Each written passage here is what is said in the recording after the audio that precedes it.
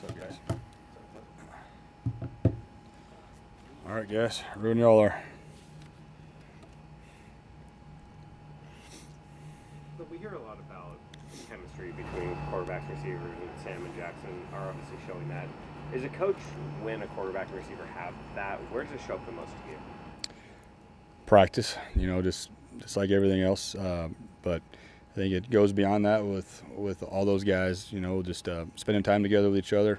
But from April till now, it's just an ongoing and building of a relationship and getting a lot of good reps together. Is it pretty impressive to have two guys who haven't played together play at this high level 5 weeks into the season? Yeah, I think it's a solid start for everybody, and I think no one is satisfied. There's a long season left, and just really focusing on this one game. What's working with your run game?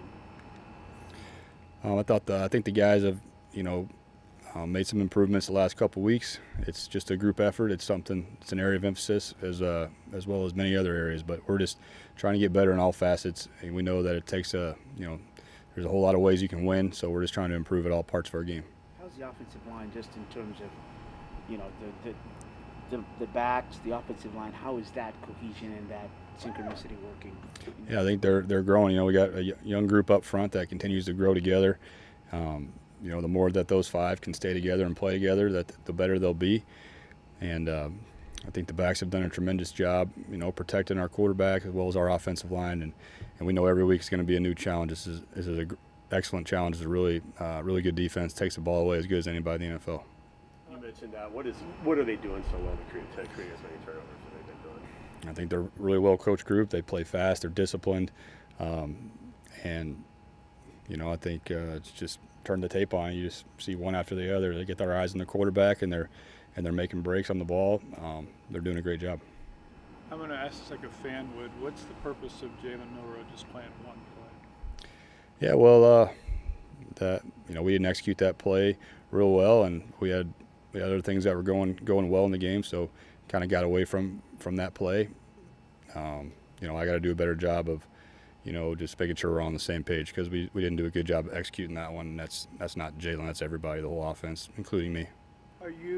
Is it safe to say there's a decent amount of time that he's spending running these plays during the week, and the package is obviously a lot larger than he's seeing in games, and then what's keeping it from actually translating to game day? Yeah, we've been building on things since the spring, and I think it's probably says more to the things that Sam's been doing really well at. So, but we'll continue to develop that part of our offense, and there's plenty of reps we've gotten in practice that haven't showed up yet in the game, and those are things that we'll just keep developing as the season goes.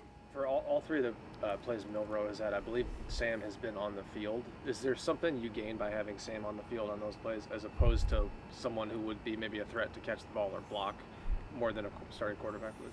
I think a lot of ways to think about it. Those are the three ops that we've given them, and there's plenty of ways to do it, and we'll just keep practicing that package. And once we get to Sunday, we're just gonna try to get our best stuff out there. Have you had to adjust much without Robbie being out, and I guess Brady's on the injury report this week, so I don't know, but has that kind of changed your thoughts at all, or changed some of the things you've had to do without not having Robbie in the fullback?